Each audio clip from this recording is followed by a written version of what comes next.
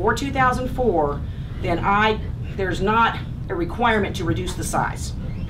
There can be a requirement, however, if there's a violation, to bring it into compliance. So if you have a big, say, A-zone enclosure that's a garage, and they built it in 1980 and it doesn't have any flood vents, or the electric's too low, or something, you know, like that, those things still have to be fixed, but we're not going to make them cut it down.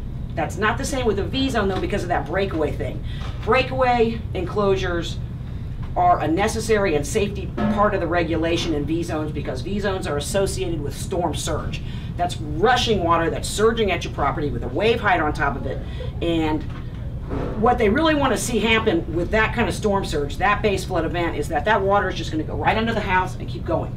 And the only way that's going to happen is those walls will break away.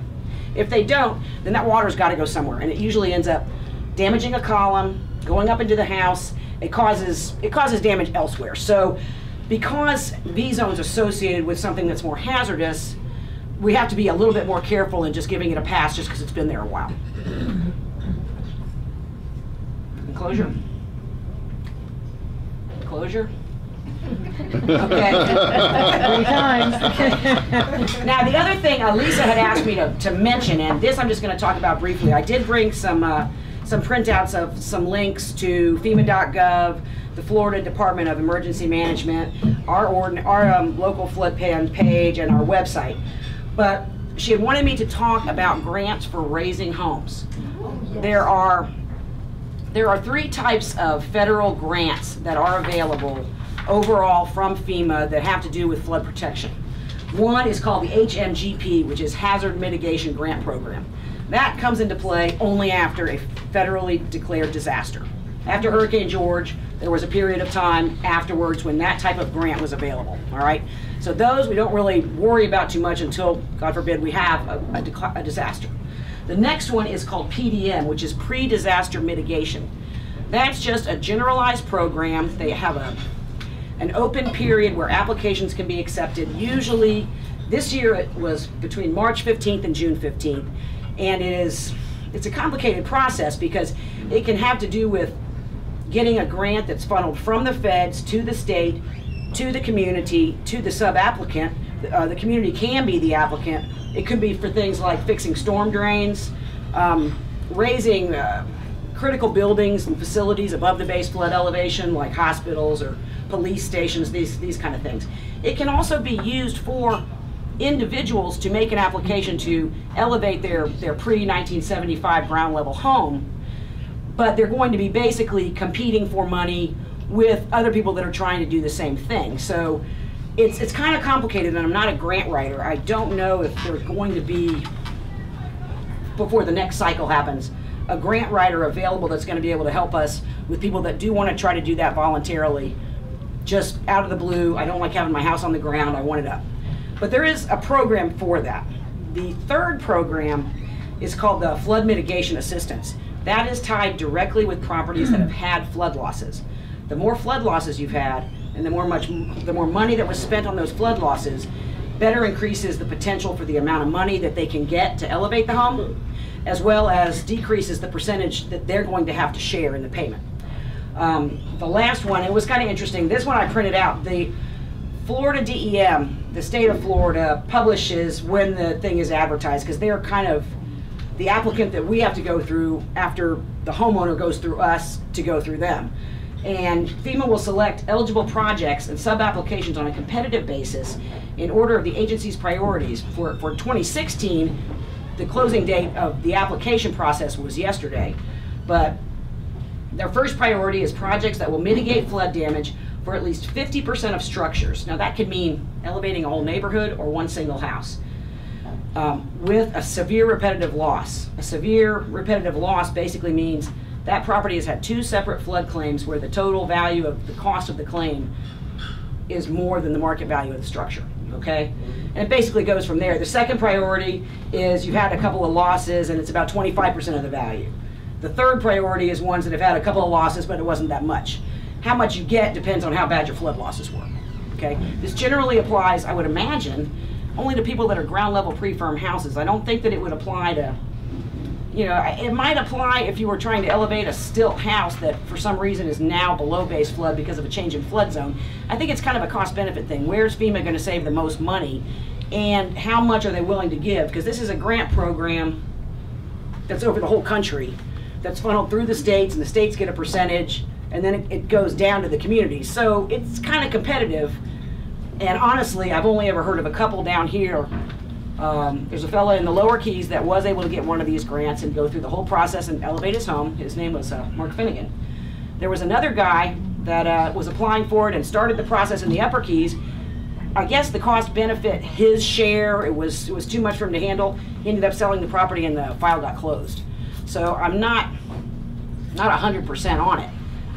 We have what's called a local mitigation strategy group that meets to discuss these applications if one were to be submitted. That group consists of, his name is Jeff Manning, who took Jose Tizanos' position in Department of Emergency Management. He's the kind of the head of the local mitigation strategy group. I'm a member, Jennifer's also a member, Scott Frazier from Key West, Isla Mirada has members, Key Colony has members, City of Layton has members. Everybody is involved. I believe that Keys Energy and Florida Keys Electric Co-op are probably supposed to be members too. When that group meets, if somebody has an application, they score it, basically.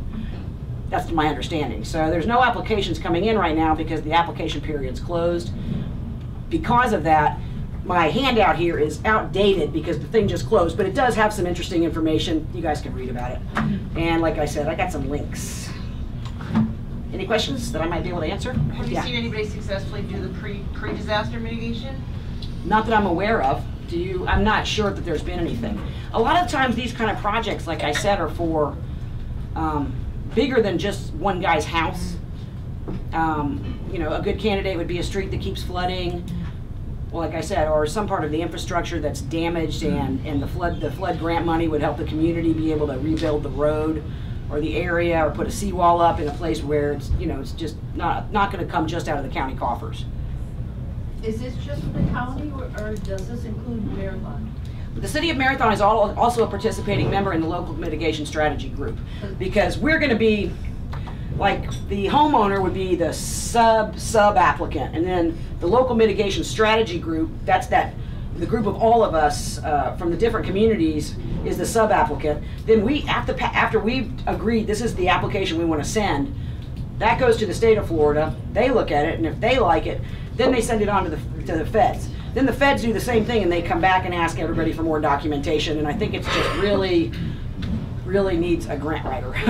Yeah, because I have a customer that I have their house listed, and they tried to get their house raised before. They got an estimate of $30,000, and we were talking $4,000 worth of flood insurance a year, or close to it. It doesn't take long to chew up that $30,000. Right. They just didn't happen to have it.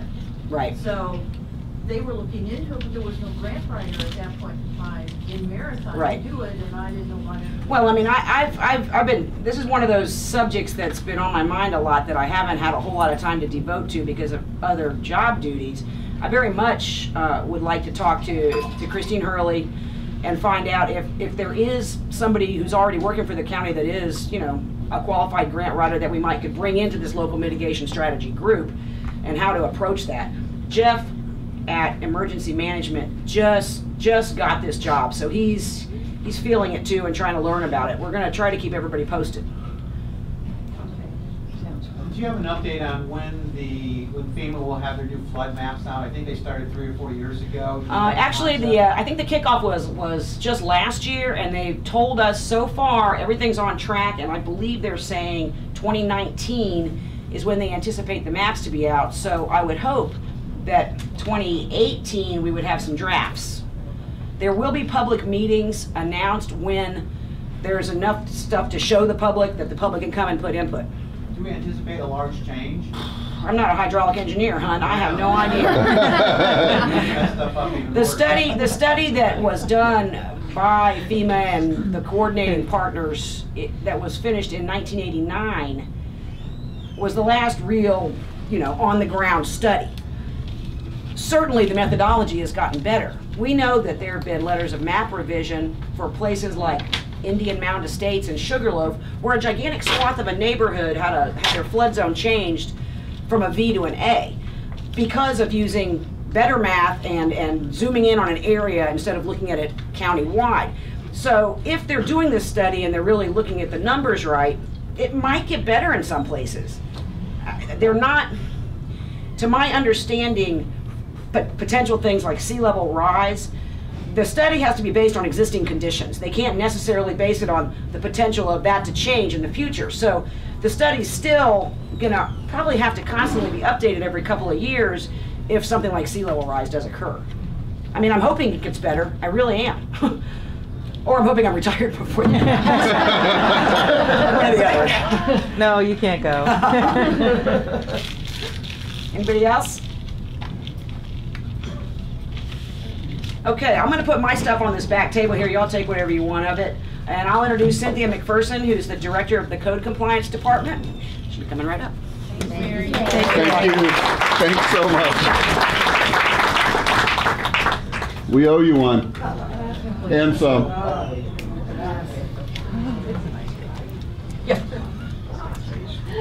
Good afternoon. Thank you for inviting Mary and I. And I spoke at the Upper Keys Realtors Association last month and didn't know very many, so it's good to see some familiar faces here in Marathon.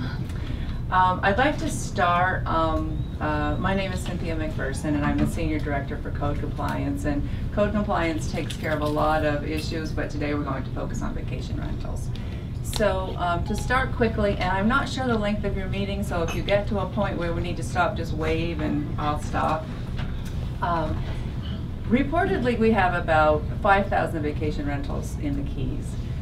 Granted, some of those are in communities that allow vacation rentals that have permitting. Marathon is one of them, Key West is one of them. And unincorporated Monroe County has some areas that do allow vacation rentals with permits. The definition of the county code for vacation rentals is the 28-day mark. So you have zoning that is involved.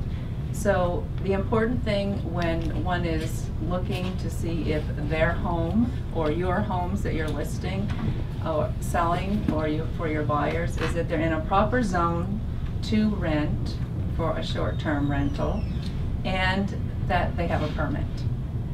The planning department is the department that is tasked with the permitting process for the county.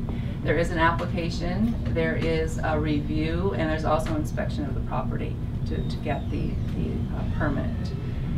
The focus of code compliance, of course, are the ones that are not permitted, that are not in the correct zone, moving forward to prosecution before our special magistrate.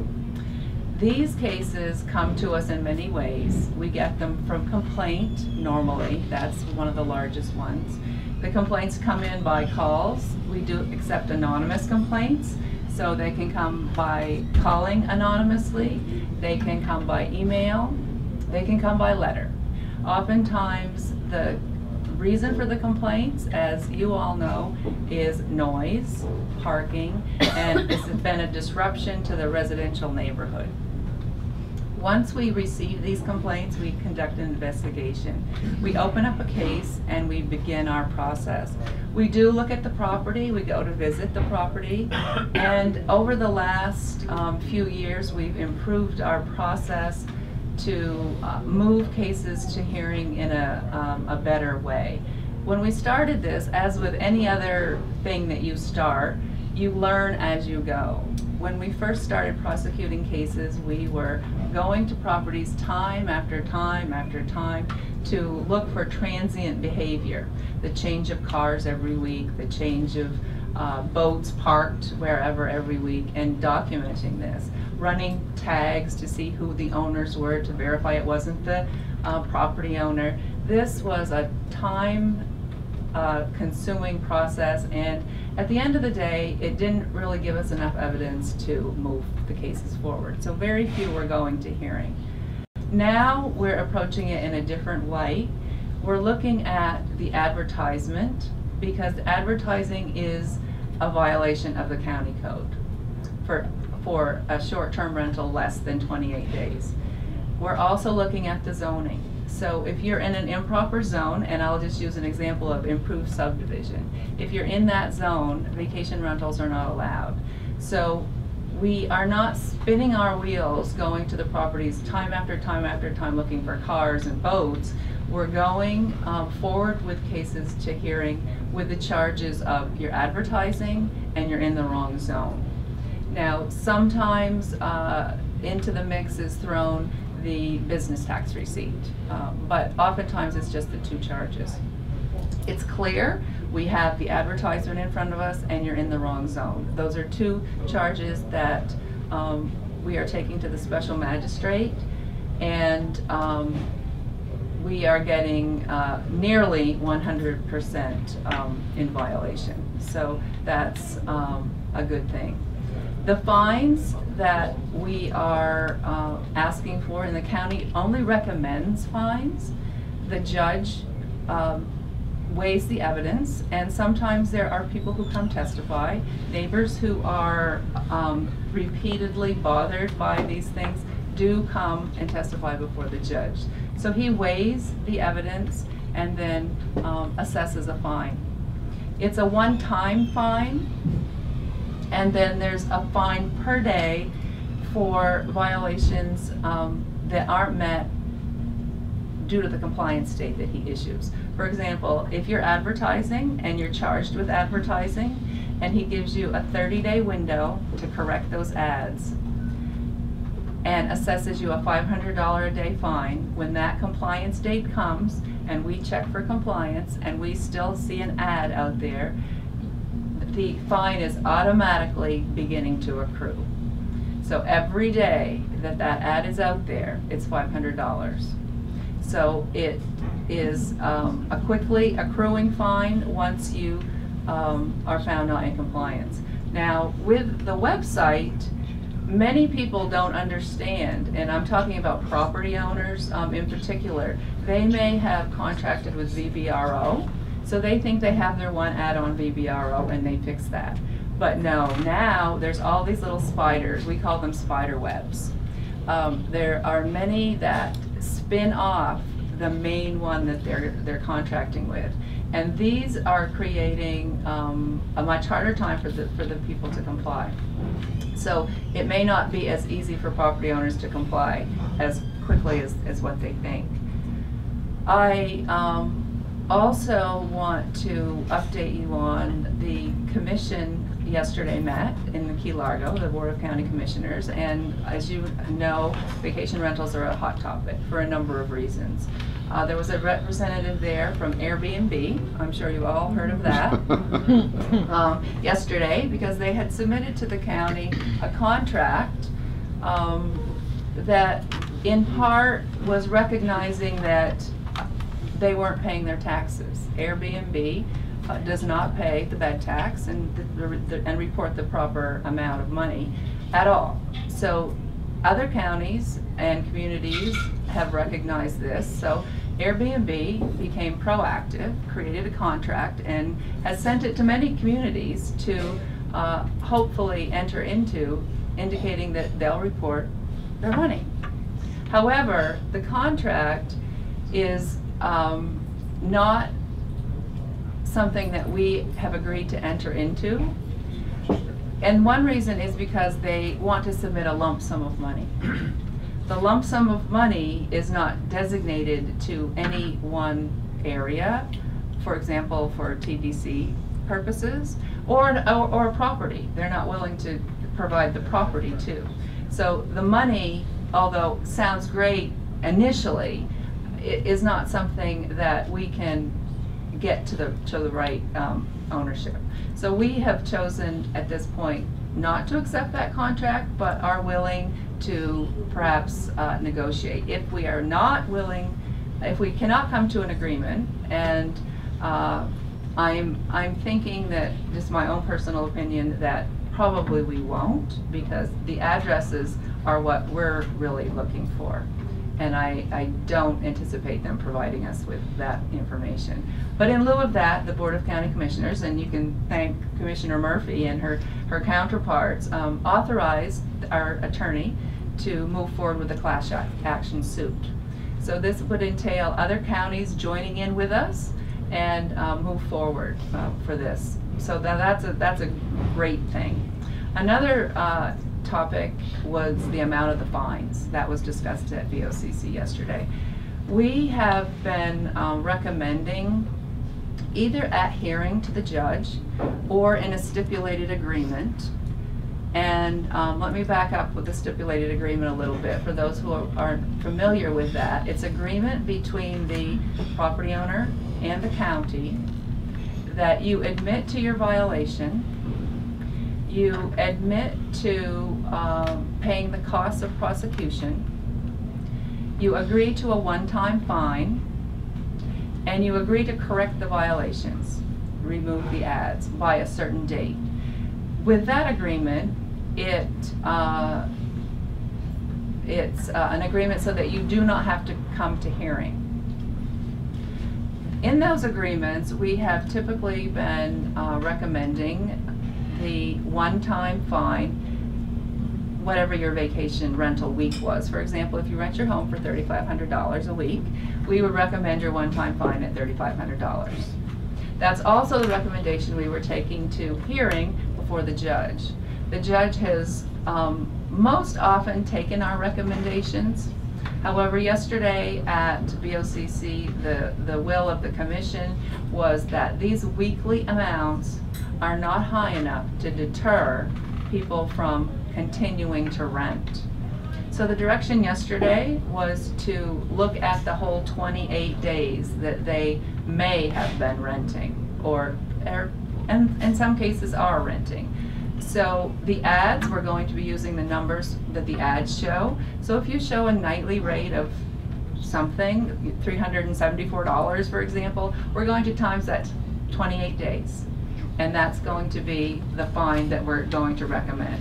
Or if you have a monthly amount on your advertisement, $2,800 is going to be $2,800 times 4. Now we do have a cap of $15,000 that we have by code. However, yesterday at BOCC there was a bit of discussion about taking this further into perhaps what we would consider criminal activity, which would go into a regular court at the civil level. So that's a little bit about where we're at right now. I would be glad to answer any questions that anyone may have. The fine you mentioned, is that including the legal cost, or is it because you had mentioned? The prosecution costs begin the day that we open your case, and our time is tracked by each person that handles that case for whatever reason. So, for example, the inspector's time is documented. The admin's time is documented to create the notices. The mailings are included. The postings are included. My time to review the file is included. And it's all documented, you know, minute by minute. So they would get the fine plus. That's right. And the prosecution costs are not reducible, not waivable, not refundable, nothing. Those are what they are. So your one-time fine is in addition to the prosecution costs, yes. But this is only if they don't have a permit and rent less than 28 days. And an IS. Right, Okay. right. Yes. Could we go back, you mentioned if they put the ad on VRBO, but the spider picks it up and sends it elsewhere, how is a property owner supposed to correct that if they only advertise through VRBO? We suggest, because we get that question a lot, and we suggest that you have the owner has the responsibility to correct all of these, and you can find them just like we found them. You know, many of these properties have a slogan, you know, beachfront in the Keys. If you Google that beachfront in the Keys, that little slogan that's on your ad, that'll pop up in many places. Now I will tell you that it's difficult. Some of them don't even have a person that you can contact, but with diligence you can get it done. We have had one case that had to actually hire an attorney because the people were not removing the ad, even at the request of the property owner. So it is more difficult, but it's something that the owners need to be aware to research their own zoning and their own right to rent. One thing that we are partnering with the tax collector and the homestead fraud investigator, and we share information. The tax collector is not able to share as much information with us due to privacy, but we do share. So when we find something, we refer it to them, and vice versa. So the website that the tax collector has for our 1-800 number, the hotline, calls are coming in there. They send it to the appropriate community once they get them, and then we, once a month, share reports back and forth. So every month I get a list from them of everyone who has applied for and received a transient license, business tax receipt. So I can therefore look to see who has a vacation, and they don't look for zoning. They look, their purpose are taxes. So they're going to collect their tax, but it may not be in a zone that we allow it. I will tell you that working with the tax collector, we now have been able to add a little paragraph on the application that they have that clearly states, just because we're giving you this tax receipt doesn't give you permission to rent. You need to contact your local jurisdiction. So hopefully people will read that and move forward in the correct manner. We are receiving many more calls due to the information that's out there with people that are renting that will call and say, hey, I'm going to rent this house on, Cudjoe. Is it a legal vacation rental? Before they rent, which is great news. It's good that they're checking, because we also hear from the people who rented, got down here, and either there was no house there, or someone else was in the house, and they're stuck. I just got an email a short time ago from 2 gentlemen in Scotland that had booked a vacation rental. Lo and behold, this property got a notice from us. They had to cancel the contracts, cancel the trip.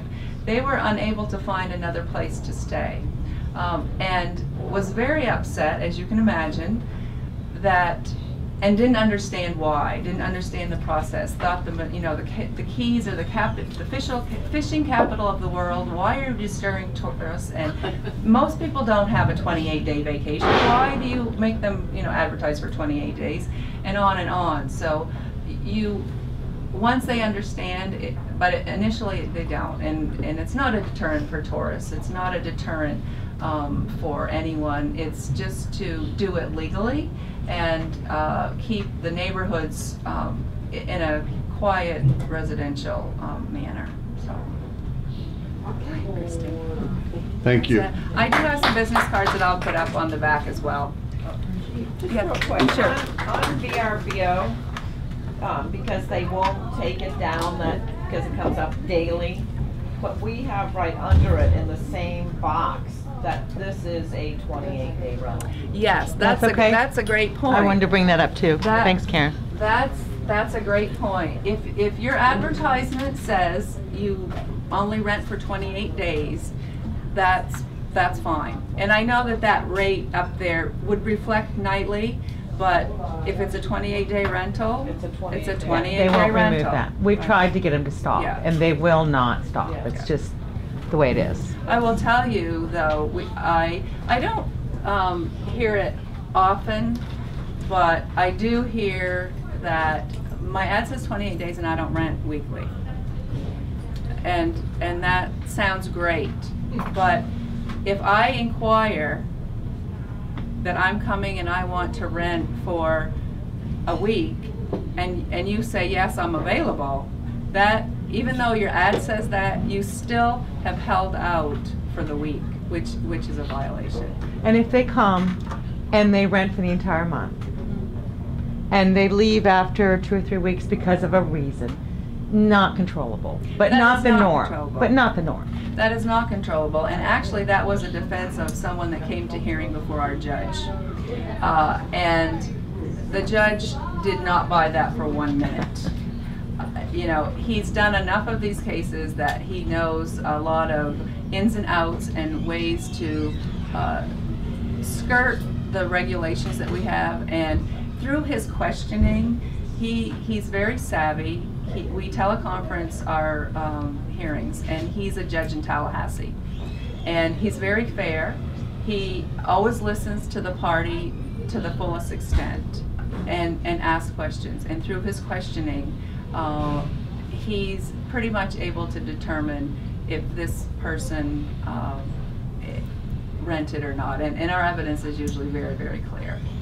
But that always comes up. I have a contract for 28 days or 30 days, and my person only stayed for a week.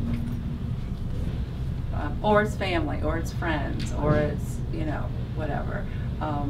So that comes up often. But it is, you can, because your vacation rental is allowed to have 12 rentals per year, correct? Well, the thing about vacation rentals and the tax collector's definition of a vacation rental and what they allow is different than the county and what the county allows. Each jurisdiction has a different definition of vacation rental. So the broad definition for what a vacation rental is depends upon where you are, what agency you are, and what jurisdiction you're in. Right, but one that can rent 28 days legally can only have 12 rentals because one per month. Right. Yeah. But we don't look at 12 per month. We look at the 28 day.